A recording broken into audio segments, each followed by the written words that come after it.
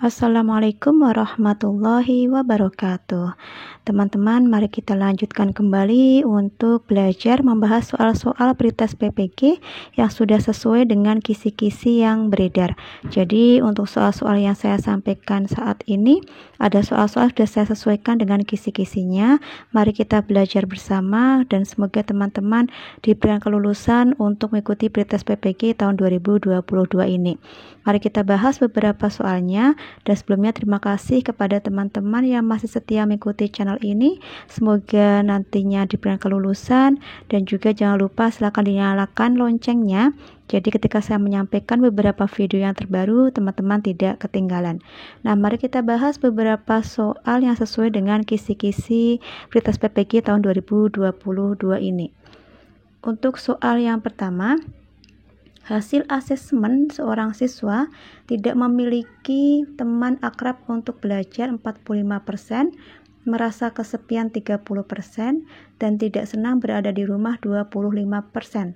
Materi layanan yang dikembangkan adalah A. Kesadaran dan tanggung jawab, B. Melatih kedisiplinan, C. Pengembangan diri, D. Kematangan emosi. Untuk soal nomor 1 ini adalah soal pada kisi-kisi nomor 28 dan juga nomor 29, yaitu tentang asesmen kebutuhan peserta didik, kemudian untuk merancang tujuan dan juga bidang layanan materi layanan. Ini saya sesuaikan dengan kisi-kisinya. Nah, untuk soal nomor 1 ini, jawaban yang tepat itu adalah yang D, yaitu kematangan emosi. Jadi di sini kita lihat bahwa mereka tidak memiliki teman akrab untuk belajar, berarti kematangan emosinya kurang, kemudian merasa kesepian juga, dan juga merasa tidak senang berada di rumah. Nah, berarti ini masuk dalam kematangan emosi. Nah, kemudian untuk soal yang nomor 2, setelah guru BK membagikan angket, ternyata banyak peserta didik yang masih bingung dalam memilih studi lanjut setelah lulus SMA. Untuk membantu peserta didik memahami diri, kegiatan asesmen yang dilakukan oleh guru BK adalah A. Menganalisis buku pribadi, B. Menganalisis hasil tes bakat minat, C. Menganalisis hasil portofolio akademik, C. Menganalisis tes kepribadian. Di sini adalah siswa itu masih bingung dalam memilih studi lanjut. Jadi, yang perlu kita analisis itu adalah hasil tes bakat dan minat. Nomor 2 jawabannya adalah yang B. Kemudian untuk soal nomor 3, guru BK melakukan tes DAT. Yang dilakukan oleh guru BK bertujuan untuk A. Mengetahui tingkat percaya diri siswa, B. Mengetahui kemampuan potensi siswa, C. Mengetahui tingkat intelijensi siswa, D. Mengetahui kepribadian siswa. Untuk soal nomor 3 ini masuk dalam kisi-kisi nomor 30, yaitu tujuan dan materi layanan BK.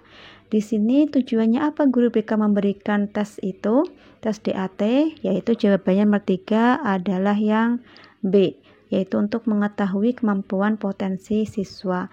Jadi tes DAT itu adalah salah satu dari tes untuk mengetahui potensi siswa atau bakat dan minat siswa. Kita lanjutkan ke soal nomor 4. Berdasarkan hasil identifikasi kebutuhan, diperoleh data beberapa siswa merasa pesimis dengan masa depan karena sulitnya mencari pekerjaan. Maka strategi layanan yang tepat yaitu A. Layanan responsif melalui konseling individual, B. Layanan dasar melalui bimbingan kelompok, C. Layanan konseling kelompok sosiodrama, D. Dukungan sistem melalui PTBK. Untuk soal nomor 4 ini itu sesuai dengan kisi-kisi nomor 31, yaitu tentang materi layanan bimbingan kelompok dan klasikal atau lintas kelas. Untuk soal nomor 4 ini, di sini adalah diperoleh data beberapa siswa. Kata kuncinya adalah beberapa siswa. Jika beberapa siswa, maka layanan yang cocok diberikan itu adalah bimbingan kelompok. Nomor 4 jawabannya adalah yang B. Lanjut untuk soal berikutnya. Beberapa siswa di kelas memiliki masalah yang harus diselesaikan sehingga guru BK melakukan bimbingan kelompok. Guru BK ingin agar para siswa merasa nyaman untuk menyampaikan sehingga layanan dilakukan di taman sekolah. Teknik bimbingan kelompok yang dilakukan oleh guru BK adalah, untuk soal nomor 5 ini itu masuk dalam nomor 40 di kisi-kisi, yaitu memilih teknik bimbingan kelompok dan juga layanan klasikal. Untuk soal nomor 5 ini itu jawaban yang benar adalah teknik yang digunakan yaitu yang D, homeroom.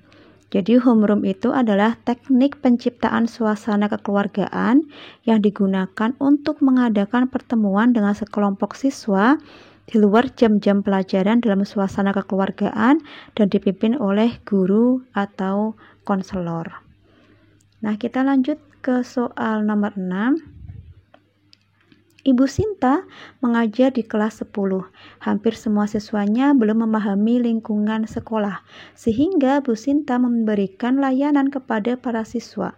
Layanan yang tepat digunakan adalah A. Konseling kelompok, B. Bimbingan kelompok, C. Klasikal atau lintas kelas, D. Individual. Di sini itu adalah hampir semua siswa. Berarti hampir semua siswa, maka yang digunakan adalah klasikal atau lintas kelas. Nomor 6 jawabannya adalah yang C. Kita lanjut ke soal nomor 7. Untuk soal nomor 7 sampai nomor 10 ini masuk dalam kisi-kisi nomor 47, yaitu menetapkan masalah berdasarkan pendekatan konseling yang tepat. Jadi teknik apa yang tepat digunakan? Soal nomor 7, Doni ingin melanjutkan kuliah di luar kota setelah lulus SMA, tetapi ayahnya sepertinya tidak menyetujui karena pernah menyampaikan agar selalu menemani ibunya di rumah. Sehingga Doni menjadi malas untuk belajar. Teknik apa yang sebaiknya digunakan dalam kasus yang dialami Doni? A. M-Teacher, B. REBT, C. Person Center, D. Reality. Untuk soal nomor 7 ini jawabannya itu adalah yang B yaitu REBT. Di sini itu adalah Doni belum menyampaikan kepada ayahnya, tapi seolah-olah dia sudah menganggap bahwa ayahnya tidak menyetujuinya. Jadi untuk teknik REBT itu adalah untuk memperbaiki dan mengubah sikap, untuk memperbaiki persepsi, cara berpikir, keyakinan, serta pandangan klien yang irasional menjadi rasional, sehingga ia dapat mengembangkan diri dan mencapai realisasi diri yang optimal. Untuk soal nomor 8, Reni memiliki kecemasan terhadap tempat yang tinggi. Dia selalu bingung dan ingin mencoba untuk menghilangkan kecemasan yang terkadang tidak beralasan. Dalam hal ini, Reni menemui konselor sekolah untuk melakukan konseling. Jika Anda sebagai konselor, maka untuk masalah Reni dapat dibantu dengan mengaplikasikan teknik A. Teknik relaksasi, B. Teknik extension, C. Teknik pembanjiran, D. Teknik desensitisasi sistematis. Untuk soal nomor 8 ini, jawaban yang benar itu adalah yang D, yaitu teknik desensitisasi sistematis, yaitu jenis terapi yang menghadapkan subjek pada situasi yang memunculkan ketakutannya. Namun, situasi tersebut dikemas dalam situasi yang terkontrol dan aman bagi subjek. Terapi ini merupakan salah satu terapi penanganan rasa takut yang cukup efektif.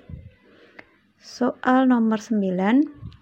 Joko memendam perasaan merasa bersalah kepada ayahnya yang sudah meninggal. Dia ingin dapat menyampaikan kepada ayahnya tentang apa yang dia rasakan. Teknik apa yang sebaiknya digunakan oleh konselor? A. M-Teacher, B. REBT, C. Person Center, D. Reality. Di sini itu adalah Joko merasa bersalah tapi ayahnya sudah meninggal, sehingga dia ingin menyampaikan masalahnya kepada ayahnya dengan cara apa tekniknya, yaitu jawabannya adalah nomor 9 yang A. M-Teacher ya. Jadi di sini juga ada unfinished business juga ada. Mungkin teman-teman masih ingat ya, unfinished business itu adalah memori atau emosi yang berhubungan dengan pengalaman di masa lalu, dan emosi itu atau pengalaman tersebut tidak berhasil diekspresikan karena dirasa terlalu menyakitkan. Kemudian untuk teknik empty chair itu adalah suatu teknik untuk membantu klien agar dapat mengungkapkan perasaan yang terpendam serta agar dapat mencapai kesadaran tentang apa yang mereka rasakan dan mereka lakukan. Kemudian memahami kenyataan atau realitas dan bertanggung jawab terhadap pilihannya. Nah, untuk soal nomor 10, dalam sebuah konseling, Nina mengungkap bahwa penyebab nilainya buruk dalam pelajaran karena tidak dapat mengelola waktu belajarnya. Pada langkah selanjutnya, konselor menyegerakan untuk fokus pada hal-hal sukses pada diri Nina ketika mendapatkan nilai bagus. Yang dilakukan konselor merupakan sudut pandang dari pendekatan ARBT, B rasionalisasi, C SFBC, D transaksional. Di sini jawabannya adalah yang C, yaitu SFBC. Dan teknik SFBC itu adalah merupakan konseling yang dilakukan singkat dan fokusnya pada solusi. Di sini konselornya itu adalah langsung menyegerakan untuk fokus pada hal-hal solusinya. Dan pendekatan ini menekankan pada asumsi bahwa individu memiliki kekuatan diri. Ini beberapa soal yang bisa saya sampaikan, semoga bermanfaat. Kemudian untuk link quiz bisa teman-teman kerjakan, semoga hasilnya juga sudah bagus dan teman-teman dengan kelulusan bisa mengikuti pretest PPG tahun 2022 ini. Terima kasih sudah mengikuti channel ini. Mohon maaf jika ada kesalahan dan kekurangan. Wassalamualaikum warahmatullahi wabarakatuh.